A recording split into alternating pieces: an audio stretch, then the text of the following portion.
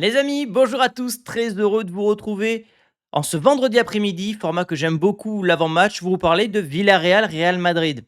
On va avoir des éléments de réponse. Il va falloir confirmer, puisqu'on sort d'un très gros match contre Monaco, c'est sans doute le meilleur match de la saison.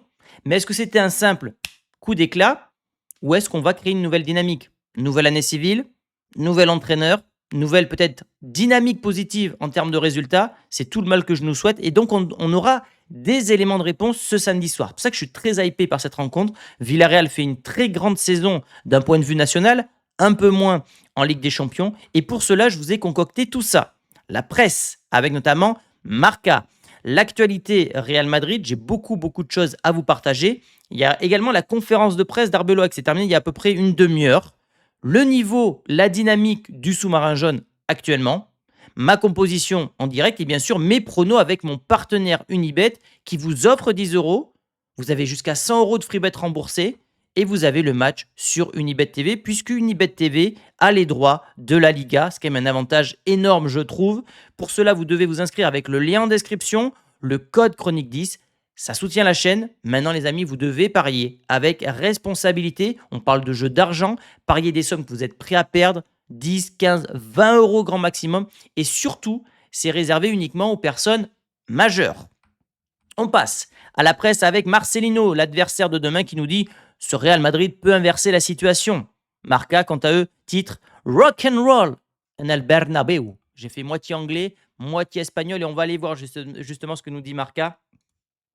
Avec ce Madrid qui récupère, qui remet un petit peu la marche en avant, avec cette phrase que j'ai trouvée très importante, le rock'n'roll promis cet été par Xabi est en train de prendre forme avec Arbeloa. On a eu la meilleure version, enfin on a eu la version la plus électrique et directe de la saison. Et c'est vrai, c'est pour ça que je vous dis que ce match est très important, parce que si on gagne à Villarreal et qu'on regarde le calendrier qu'on a derrière, on peut vraiment créer une série de 6, 7, 8 victoires consécutives et lancer ton année civile et la fin de saison de la plus belle des manières. Dans Marca, on parle également des problèmes liés au stade. Toujours ces problèmes sonores liés au stade qui a été mal conçu. Voilà, ça, c'est quand même bête. Donc, il y a des plaintes, il y a des procès. Et si on me demande mon avis, bah oui, c'est vrai que les gens qui habitent autour, quand tu as des concerts tous les 4 matins, ça doit bien les saouler. Maintenant, voilà. Est-ce qu'ils vont les payer? J'en sais rien. Est-ce qu'ils vont trouver un arrangement? Aucune idée. Hausen est l'unique central dispo puisque Tchouaméni est suspendu pour accumulation de cartons jaunes. Donc ça sera peut-être un coup dur. À voir si Asensio revient, puisqu'on avait parlé d'une fracture du tibia. Mais finalement, visiblement, Raúl Asensio devrait être du déplacement. Arbeloa, master en communication. On en parlera tout à l'heure d'Arbeloa dans sa conférence de presse. Je reste persuadé qu'il est contre nature, qu'il joue un rôle, qu'il accepte de jouer ce rôle-là. J'ai pas l'impression que le mec soit vraiment naturel. Après, je me trompe peut-être. Mais ce que je voulais vous montrer, c'était surtout ça. Parce que là, on le compare au Mister, à Ancelotti, parce que les deux ont gagné leur premier match de Ligue des Champions par le score de 6-1, que vous voyez, c'est entouré en jaune. Et je trouve que cette photo, elle tombe à pic, parce que sur les débuts d'Arbeloa, là où on disait c'est un mélange, je vous avais dit c'est un mélange entre Klopp et Mourinho, Klopp dans le jeu, Mourinho en termes de caractère, finalement, je me dis qu'il prend plus du Carlo Ancelotti que du Mourinho pour l'instant dans sa relation avec les joueurs. Il est dans la calinothérapie, il n'est pas en frontal, parce que pour l'instant tout se passe bien.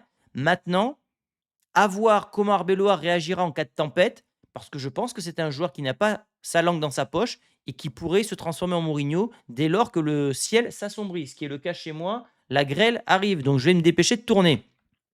Les revenus liés à la saison 2024-2025. C'est en livres. Le Real a dépassé le milliard d'euros pour la deuxième année consécutive. Deuxième, le Barça. Et puis on voit qu'il y a un gap ensuite entre les clubs qui suivent, notamment le Bayern et le PSG. Surpris du classement du PSG, une sorte d'une saison quand même historique, ils ont gagné tout. Il y a des revenus qui sont très élevés, mais ils sont quand même assez loin du Barça et du Real. Donc ce PSG qui a peut-être atteint son plafond de verre. Le Real et son équipe de basket qui quitte l'Euroleague. Voilà, donc le projet de Super League de Pérez, il a échoué au foot, il est en train de prendre vie au basket, Et les franchises de NBA qui vont rejoindre cette espèce de Super League européenne verront leur valeur grimper à 1 milliard d'ici 5 à 6 ans, nous dit la Copé. Donc Pérez aura réussi son coup pour le basket, un peu moins pour le foot. Ben, au moins, ça nous montrera si ce projet peut fonctionner à l'échelle d'un autre sport. Ancelotti, qui devrait prolonger avec le Brésil. Alors pourquoi je partage ça? Vous allez me dire, mais on s'en fout du Brésil. Parce qu'il y avait déjà des rumeurs d'un potentiel retour de Carlo Ancelotti d'ici la fin de saison. Lui-même avait ouvert la porte en disant, si je dois revenir entraîner un club, ce sera uniquement le Real Madrid. Bon, ben, ce ne sera pas pour maintenant parce qu'il devrait prolonger jusqu'en 2030. Je trouve qu'il fait le bon choix. 2 passages à Madrid, 2 passages, on va dire, longs quand même. Il a quand même entraîné 6 ans le Real en tout. Voilà, il a gagné 3 Ligues des Champions. Faut changer maintenant, faut passer à autre chose. L'arc Ancelotti est terminé. Merci pour tout, mister. Et ben, essaye d'aller chercher la Coupe du Monde pour l'histoire, pour la gloire et pour être potentiellement le meilleur entraîneur de l'histoire. Notre ami Casemiro qui quitte Manchester à la fin de la saison. Alors je vous pose une question, vous la voyez venir la question. Est-ce que vous le prenez libre de tout contrat à 33 ans en fin de saison? Moi j'ai envie de dire oui. Hein. Ah ouais, je suis naïf, je suis un sentimental, c'est ça mon gros défaut. Un joueur en rotation qui peut apporter du caractère. Maintenant, je le vois plus aller du côté d'Al Nasser ou de Al Hilal, enfin du côté de l'Arabie Saoudite, prendre un chèque pendant 2-3 ans et puis arrêter sa carrière. Le Real ne fait jamais revenir ses joueurs, mais bon, faire venir des joueurs comme ça qui ont du caractère et qui accepteraient, je pense que Casemiro, pour le coup, il accepterait d'être un remplaçant. Je me dis, why not? Voilà. Après, j'ai pas suivi son début de saison avec United pour voir s'il a vraiment le niveau ou pas, mais son passage à United aura été quand même une belle réussite, je trouve. Les favoris en Ligue des Champions 2026 d'après Perplexity, qui est donc une IA qui est à la mode. Arsenal est donc largement favori, 22,2%. Le Bayern est deuxième. City, c'est quand même surprenant, ils sont bidons cette année, ils sont troisième. PSG, Barça et le Real qui arrivent encore une fois, comme l'année dernière, en sixième position. Sauf que cette fois, ils sont à égalité avec le Barça. On va dire que je suis globalement d'accord avec ce classement. Je ne vois pas le Real beaucoup plus haut. Mais j'aurais peut-être pas vu City aussi haut non plus. Voilà, peut-être que le Real pouvait être cinquième, mais voilà, en tout cas, Arsenal qui est largement favori pour gagner, pourquoi pas, sa première Ligue des Champions cette année. On passe à l'actu Real avec Vinicius qui a reçu une offre de l'Arabie Saoudite. En tout cas, l'Arabie Saoudite qui a contacté les proches de Vinicius. Il n'y a pas d'offre officielle. La tendance pour Vinicius, c'est qu'il prolonge du côté du Real Madrid. Je vous avoue que j'en ai un peu marre. Je le partage parce que c'est mon métier, mais j'en ai un peu marre de ces informations. Il prolonge pas. Bon, à un moment, prends ta décision, quoi. Si tu veux vraiment rester à Madrid, attends pas la Coupe du Monde. Si t'aimes vraiment le Real Madrid, t'es pas à 1 million près. Hein. Prolonge et passe à autre chose. Et ça, je voulais vous le partager. C'est c'est Touchline là, sur X qui a partagé ça. C'est le plus de buts dans les 5 Champions, sur les 5 dernières Champions League. Alors, on a Mbappé, 39, Haaland, 35, Lewandowski, le bougre, à 37 ans, Harry Kane, et on a Vinicius qui est à 26. Vinicius qui marque, qui n'est pas un vrai neuf, qui a 30 passes décisives. Bah, ça confirme que c'est le meilleur joueur. De toute façon, ça, je vous l'avais déjà dit, mais en tout cas, le joueur le plus régulier en Champions League sur les 5 dernières années, c'est Vinicius. Le plus de passes D, le plus de goal assist, c'est Vinicius. Voilà, donc c'est le seul joueur qui n'est pas buteur ici en tout cas. Donc j'espère que ça va le motiver, notamment dans la deuxième partie de saison. Lasser qui nous partage que les sifflets du Bernabéu lors du match contre Levante ont un impact très positif. Bah, tant mieux, c'était un peu le but. Selon des sources au sein du vestiaire, le groupe s'est plus soudé que jamais après cette rencontre. L'énergie est totalement différente depuis ce match. Alors je me méfie tout le temps de ces phrases-là. L'équipe est soudée, énergie positive, ils vont gagner, machin. Les seules vraies réponses, ce sont les résultats. Tu perds à Villarreal, tout ça, c'est du blabla. Maintenant, tu gagnes un 3-0 à Villarreal, ok. Bah, peut-être que je croirais en ces phrases-là. Mais moi, j'attends les matchs contre Villarreal et contre Benfica avant de me faire un avis, pas définitif, mais un vrai avis sur le Real d'Arbeloa. L'équipe s'entraîne avant le match. Voici les joueurs qui sont présents et les joueurs qui sont absents. Donc, Raúl Asensio, on nous a parlé d'une fracture du tibia. Bon, visiblement, c'était pas ça, sinon le mec ne pourrait pas jouer. C'était, à mon avis, un coup au tibia. Rodrigo et Raúl Asensio devraient faire le retour. Rudiger, Militao, Mendy et Trent sont toujours absents. Trent, oh, c'est abusé, Trent, hein. C'est une saison fantomatique. Le gars est constamment blessé. Quelle déception. J'avais failli m'acheter son maillot, le bleu à manches longues, avec écrit Trent derrière. Heureusement que je ne l'ai pas fait. Je l'aurais regretté, hein, honnêtement. Raúl Asensio, voilà, il va donc jouer contre Villarreal. On passe à la conférence d'Arbeloa. C'était pas la meilleure. J'ai l'impression qu'il se répète beaucoup. Il est dans son rôle, de moins en moins intéressant. Moi, ce que j'attends de lui maintenant, c'est en cas de lourde défaite, quand les joueurs feront pas les efforts, comment il va répondre devant les journalistes. Parce qu'à un moment, il va vriller, il va péter un câble. Là, on a l'impression qu'il se contient. Des joueurs hors de leur poste. Que dire? Tous les joueurs veulent aider l'équipe. L'équipe avant tout. Kamavinga, Valverde ne posent aucun problème. Ils sont sensationnels, toujours prêts à rendre service. Ils sont polyvalents, ils peuvent jouer à plusieurs postes.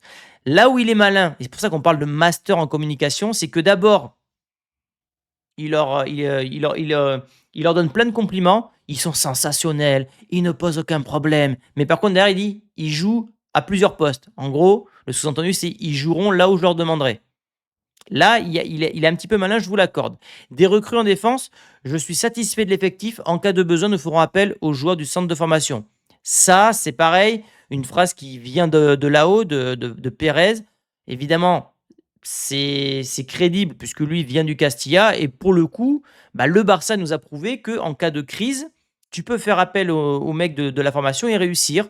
Nous, on l'a fait dernièrement avec Gonzalo Garcia et Raúl Asensio. Donc pourquoi pas continuer avec notamment un Juan Martinez qui pourrait monter en équipe première. Le match de Monaco, c'était le bon moment pour montrer à nos fans quels sont nos objectifs. Oui, mais après ça reste un Monaco qui était en crise. Pour moi, c'est le match de Villarreal et même le déplacement à Benfica. On sait que se déplacer en terre portugaise, c'est compliqué. Le PSG peut en témoigner. Donc je vous le dis, les 2 prochains matchs, on aura des réponses. Pour l'instant, ne nous enflammons pas. Montréal-Madrid, je veux avoir une équipe avec une mentalité et l'attitude d'hier, avec les valeurs du Real Madrid. Et ça, c'est peut-être le seul point que je peux reprocher à Arbeloa, c'est que là, c'était une question d'un journaliste brésilien, je crois, qui lui demandait, ben, en gros, voilà, vous répondez sur les joueurs, vous vous répétez, mais le Real d'Arbeloa, c'est quoi? Tactiquement, c'est quoi? Et en fait, j'aurais aimé qu'ils disent, bon, ben voilà, moi, je veux une équipe agressive, je veux jouer en 4-3-3, mon idée de jeu, c'est de récupérer le ballon très rapidement. Et en fait, il nous dit rien là, il nous dit des poncifs. Je veux voir une équipe avec la mentalité et l'attitude d'hier. Ok, ben si vous voulez, mais moi je peux vous le sortir ce discours. Avec les valeurs du Real Madrid. Ok, mais qu'est-ce que tu veux dire? Donc en fait, c'est ça qui m'embête un peu. J'ai l'impression qu'il devient. Vraiment qu'il dit pas grand-chose au final. Et je pense qu'on peut s'ennuyer d'ici 2-3 conférences. Sauf s'il y a des défaite du Real, il peut partir en live. Mais s'il y a des victoires, il va savonner les joueurs. Il va leur mettre de l'huile sur le dos tranquillement. Mais on va pas avoir des choses très intéressantes, je pense. Au classement, du coup, bah, ce Real qui est donc à 1 point de Barcelone, mais vous le voyez, Villarreal a un match en retard. Et donc, en cas de victoire sur ce match en retard et contre le Real Madrid, Villarreal reviendrait à un petit point de nous. Donc là, si tu gagnes Villarreal, ça veut dire qu'il y a une vraie course à 2 avec le Barça. Tu largues définitivement l'Atlético et le sous-marin jaune. Et surtout, tu envoies un signal que bah, tu enchaînes une 5e victoire consécutive en Liga et que tu iras faire chier jusqu'au bout ce Barça. Donc voilà, il faut gagner à Villarreal coûte que coûte. Les joueurs dont il faut se méfier, évidemment Gay, il sort d'une canne avec ce but incroyable en finale. Miko Tadze, devant, que je trouve très bon, recrue de l'Olympique lyonnais. Et Cardona, côté gauche, joueur que je prenais notamment dans Football Manager. Mais je voulais vous partager un truc. C'était évidemment la dynamique de Villarreal qui s'est incliné contre Amsterdam à domicile. Ouais, donc c'est pas joyeux, d'autant plus qu'ils sont au classement en Ligue des Champions, ils sont avant-derniers, hein. C'est vraiment une catastrophe pour eux cette année. Et donc ils se sont inclinés 2-1 à domicile. Donc je regarde, Cardona était là, Partey, l'ex-joueur d'Arsenal, Pérez, Pepe. Il y a des joueurs connus, Rafa Marine, l'ancien du Real, Veiga. Il y a une bonne équipe hein, du côté de Villarreal. C'est pour ça qu'il faut s'en méfier énormément. Alors attendez, hop. Dernier match en Liga, ils sont inclinés au Betis 2-0. Victoire contre Alaves 3-1, contre Elche, contre le Barça, Santander. Il y a quand même pas mal de défaites, hein. Il y a 5 défaites sur les 7 derniers matchs. Donc encore une fois, on rencontre un club qui est pas dans une dynamique dingue. Là où il y a un moment donné, ça perdait quasiment pas. Et contre le Betis, ils ont joué comment? en 4-4-2. De toute façon, c'est le schéma de Marcelino. Il avait mis en place du côté de Marseille. Lui, il aime les 4-4-2. Donc, on aura sûrement Moreno, Mikotadze. Il y a de sacrés joueurs, hein. Il y a de sacrés joueurs et on peut prendre le bouillon là-bas. Il va falloir vraiment être sérieux. Il y a un monde où on souffre du côté de Villarreal. Donc, il faudra se méfier de ces 3 joueurs. Cardona, parce que défensivement, côté droit, ben, on peut toujours être un petit peu laxiste. Mikotadze, voilà. Gay, il y a Pepe, il y a Moreno. Il y a vraiment de bons joueurs du côté de Villarreal. Au niveau des confrontations directes, 4 victoires pour le sous-marin jaune, 11 nuls, 15 victoires pour le Real. La dernière fois qu'on s'est rencontrés, victoire 3-1, doublé de Vinicius, but de Mbappé, c'était au Bernabeu. C'était d'ailleurs en octobre dernier. Et la dernière fois qu'on s'est déplacé chez eux, c'était en mars dernier, en Liga. On s'était imposé 2-1 avec un doublé de Mbappé. Ok, j'ai pas souvenir des buts pour le coup. J'ai pas souvenir des buts, mais on avait subi 23 tirs, 23 tirs quand même, hein. OK, la dernière fois 4-4. Ah oui, avec Sorloth. Ouais, il a mis un quadruplé, ça je m'en rappelle de ce match. Doublé de Güler. OK, donc ça fait 2 matchs où on perd pas chez eux. 3, on s'est imposé 3-2, voilà. Donc on reste sur 3 victoires du côté de Villarreal avec cette victoire ici. Donc on est sur une bonne dynamique chez eux. Maintenant, il va falloir évidemment confirmer. On passe à ma composition. Donc vous le voyez, il y a quand même pas mal d'absents, on en a parlé tout à l'heure. Donc dans les cages courtois, est-ce qu'il va encore nous sortir une masterclass? Je l'espère. Carreras qui revient de suspension sera titulaire. Valverde sera encore une fois à droite. J'imagine pas Carvaral revenir dans un match aussi compliqué. Alors, on aura Hausen et Raúl Asensio, puisque bah, ils nous disent qu'il va jouer. Donc bah, moi, je fais confiance et je pense qu'il doit jouer. OK, donc pas de Tchouaméni, donc je pense que ce sera Camavinga parce que, comment il s'appelle? Ceballos ne me rassure pas du tout. Bellingham qui doit monter en puissance, hein. Je trouve que c'est l'un des joueurs un peu décevants encore. Arda Güler, aujourd'hui, tu ne peux pas mettre Arda Güler sur le banc, il est en train d'enchaîner de bonnes prestations. Ça serait vraiment, ouais, mettre à mal la méritocratie du club. Vini, Mbappé et là, la question qui se pose désormais, c'est Rodrigo qui revient de blessure, passe-t-il devant Mastantuono qui sort de 2 très gros matchs? Ma théorie, c'est qu'il faut y aller piano piano. Donc je pars avec Mastantuono pendant 1 heure de jeu et je termine avec Rodrigo pendant une demi-heure, histoire de le remettre un petit peu dans le bain. Mais à terme, Rodrigo est évidemment titulaire au Real Madrid devant Brahim Diaz, devant Mastantuono, devant Valverde, etc., etc. Donc pas de Brahim Diaz, pas de Rodrigo, je pars sur Mastantuono pour confirmer avec le jeune argentin.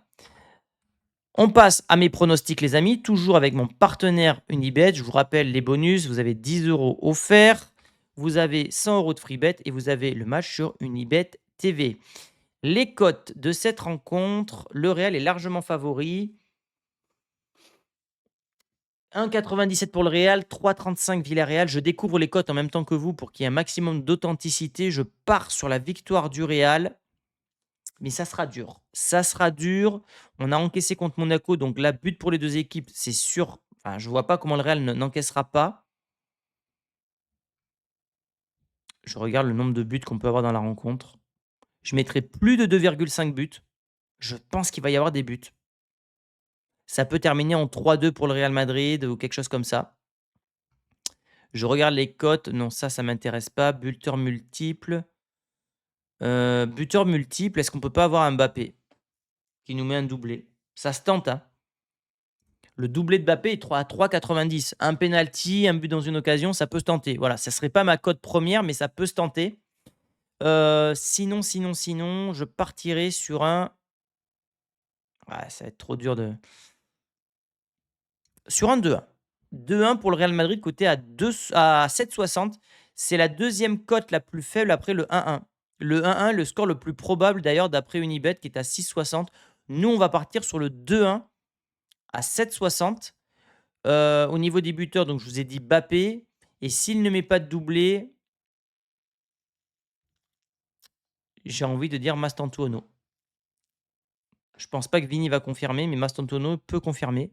Je regarde s'il y a d'autres cotes intéressantes. Après, sinon, il y a il y a ces genres de trucs qui sont pas mal. C'est total de buts marqués par le duo.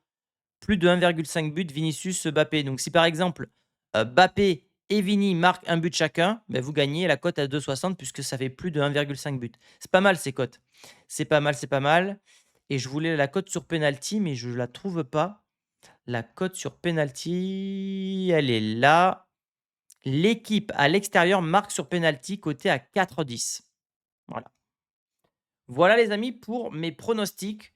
Quoi d'autre à vous dire? Oui, vous avez mon e-book qui est, toujours disponible, mais en fait, je vous dis une bêtise parce que mon site est pour l'instant en maintenance. Il y a des produits qui arrivent. Restez connectés. Je suis très heureux de faire ce que je suis en train de réaliser avec ma boutique. Il y a vraiment des produits de très grande qualité qui arrivent liés au Real Madrid, donc vraiment très content. Et sinon, vous avez mes vidéos membres premium qui sont dispo. Il faut vraiment que j'en retourne. J'ai une idée de vidéo là avec un documentaire que je vais bientôt vous tourner. Mais voilà, si vous avez du temps et que vous voulez regarder des vidéos exclusives au Real Madrid, vous avez le lien dans la description, les amis. Merci à tous pour votre fidélité. On se retrouve demain à l'issue de la rencontre, en vidéo ou en live. S'il se passe une dinguerie, je partirai en live, mais je pense que ça sera en vidéo. Et puis voilà. Et puis après, on se retrouve dimanche pour les questions-réponses. Et puis on se retrouve lundi pour la Ligue des Champions. On a notre train-train quotidien. N'hésitez pas à liker, à vous abonner, à booster la vidéo. C'est gratuit et ça permet de soutenir la chaîne. Et je vous dis à très vite, les amis. Vamos! Ciao!